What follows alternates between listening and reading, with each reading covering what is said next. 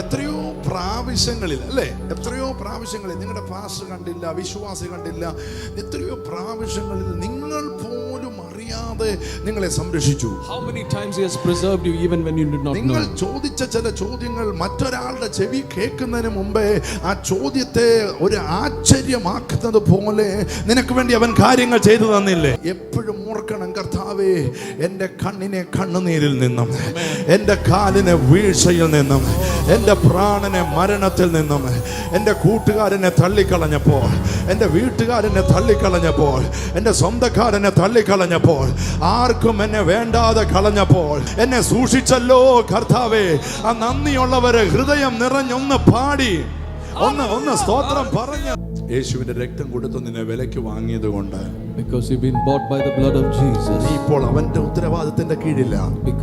You are his possession. ഒരു പ്രാവശ്യമെങ്കിലും നിങ്ങൾ കർത്താവേ അറിഞ്ഞോ അറിയാതെ വിളിച്ചിട്ടുണ്ടെങ്കിൽ, if you have called on the name of the Lord, അതിന്റെ അർത്ഥം അവൻ നിന്റെ കർത്തൃത്വം ഏറ്റെടുത്തവനാ. that means he has taken the place അവൻ of നിന്നെ the Lord. സൂക്ഷിക്കുന്നവനാ. He is your owner.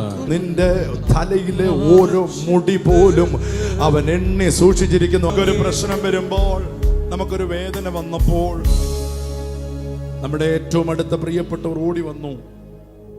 ആ 2 ദിവസങ്ങളിൽ അവർ നിങ്ങളെ ഫോൺ ചെയ്തു. 3 ദിവസങ്ങളിൽ ഇടയ്ക്കൊക്കെ വിളിച്ചു. പിന്നെയും ആ പ്രശ്നം കൂടിയപ്പോൾ ചിലരുടെ വിളി കുറഞ്ഞു.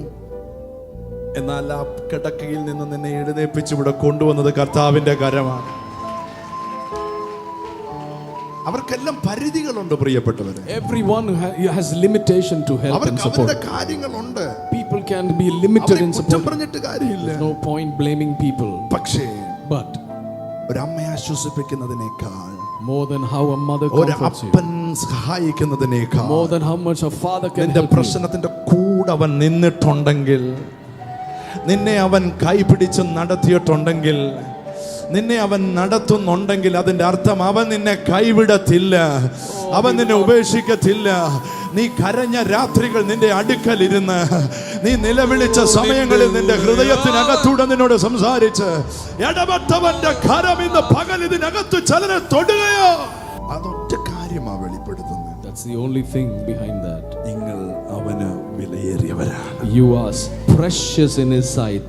നിന്നെ കുറിച്ച് നിന്റെ വീട്ടുകാരോട് ചോദിച്ചാൽ, നിന്റെ കൂട്ടുകാരോട് ചോദിച്ചാൽ അവർക്ക് വേറെ അഭിപ്രായങ്ങളായിരിക്കും. Many people have different opinions about you. ഓ, അവളോ അവനോ, അവൻ അങ്ങനെ തന്നെ വേണം. കാണുമ്പോൾ ഭയങ്കര സ്നേഹമായിരിക്കും. People praise you in your face and they stab you at the back. പക്ഷെ നിങ്ങൾ മാറിക്കഴിയുമ്പോൾ നിങ്ങളെ കുറിച്ച് എന്നാ പറയുന്നതെന്ന് അറിയില്ല. We have no faith of what they will say at your back. അവരെല്ലാം തള്ളിക്കളഞ്ഞിട്ടും കൂടെ നിന്നില്ലേ കർത്താവ്? അതെന്താ കാരണം എന്നറിയാം? അതെന്താ കാരണം?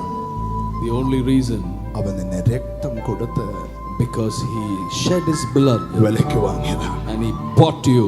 Hallelujah. പടയാളികൾ കുന്തം കൊണ്ട് കുത്തുമ്പോഴും, And even when he was wounded by the soldiers, തലയിൽ മുൾക്കിരീടമടിച്ചു, when he wore the crown of thorns, അവൻ നമ്മളെ കണ്ടു എന്ന് വചനം പറയും. he saw us and he endured the pain. ഒരു പ്രശ്നത്തിന്റെ നടുവിൽ, ഒരു പ്രയാസത്തിന്റെ നടുവിൽ സ്വന്തക്കാരോ വീട്ടുകാരോ മറ്റുള്ളവരോ ഇല്ലെന്നല്ല എന്നർത്ഥം. അവരൊക്കെ ഉള്ളപ്പോഴും അവരെക്കാൾ അപ്പുറമായി ഈ കർത്താവിന്റെ സ്നേഹം ഞാൻ അനുഭവിച്ചിട്ടുണ്ട് ബ്രദറെ എന്ന് പറയാൻ പറ്റുന്നവരുണ്ടെങ്കിൽ, അകത്തൂന്ന് അങ്ങനെ ഉണ്ട് ബ്രദറെ, ഉണ്ട്. ആ രാത്രിയിൽ, ആ പകലിൽ, ആ പ്രതിസന്ധിയുടെ നടുവിൽ എല്ലാവരും കൈവിട്ടപ്പോഴും ചുറ്റാളുകൾ ഉണ്ടായിരുന്നു ബ്രദറെ. പക്ഷേ എനിക്ക് മനസ്സിലായി, എൻ്റെ കൂടെ ഒരുവനുണ്ട്, അവൻ എന്നെ കൈവിടില്ല, അവൻ എന്നെ ഉപേക്ഷിക്കില്ല.